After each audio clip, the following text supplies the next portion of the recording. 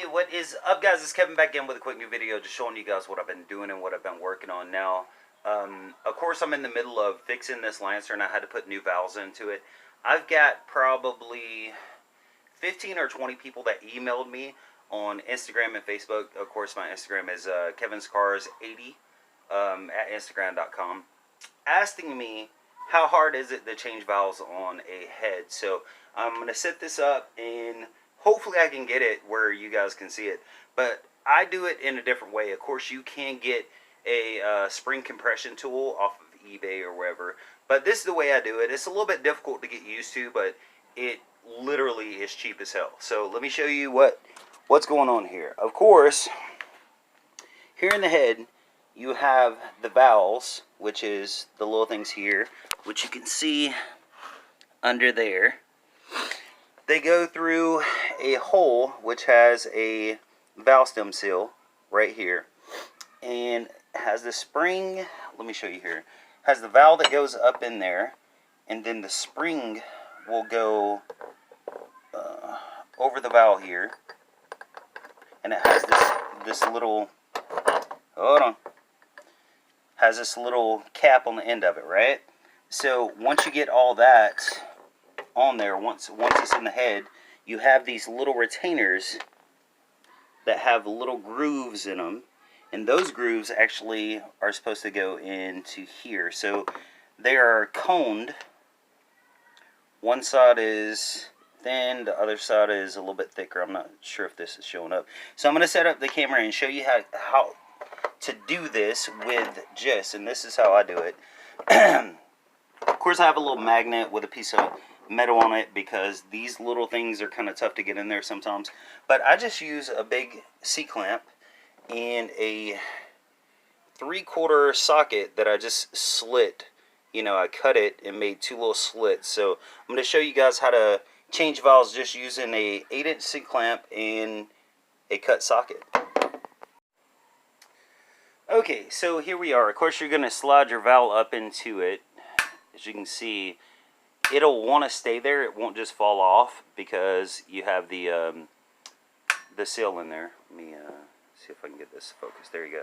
So what you want to do is you want to take a rag and you want to stick it on the bottom of the C-clamp like this right here, and you want to wrap it around to the bottom so that the bottom side is grabbing or pushing on the valve, just like that right there. So after that, you want to back this out a little bit and put your spring on. Once you have your spring on, you're going to have to compress this spring to be able to get your clips on. So at that point, you're going to put this right here, back it out a little bit more, this right here on there, just like so, and slowly push it down.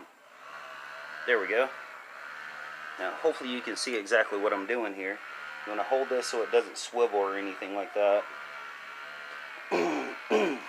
So once you push it down that you can see the little notches on both sides, you're going to take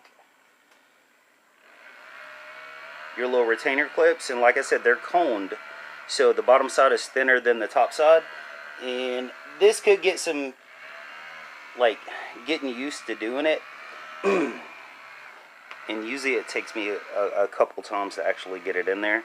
So you want to pull it over on this side, stick it in there like that right there, and then it takes 2 pins, of course, and then on this side you're going to push it over some and stick that one in there.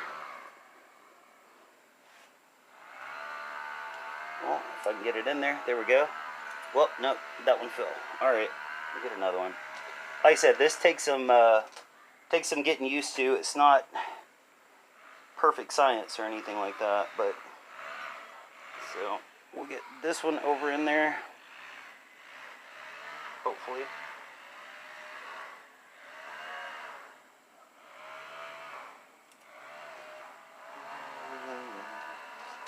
It's kind of a pain in the ass to do it this way, but you know, like I said, it's the cheap way.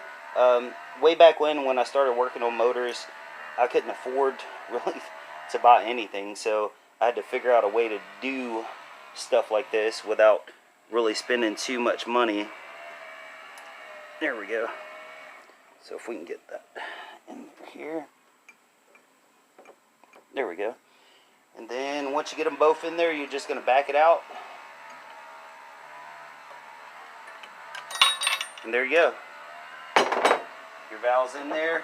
You're good to go. So you can use this method to, let me see if I can get a little bit closer here so you can see. You can use this method to actually take the retaining clips out. But what I usually do, like at a junkyard or whatever it is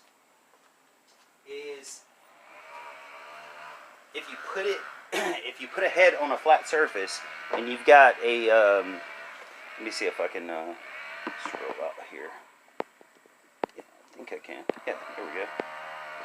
If you put this on a flat surface and you're just trying to get the retaining clips out of it, you want to put it on a flat surface, put something under it so the valve actually can't push down. And I usually just take one of these right here and stick it like this right here, and you just push it a few times down, and those retainer clips will just pop out and you can pull the valve out.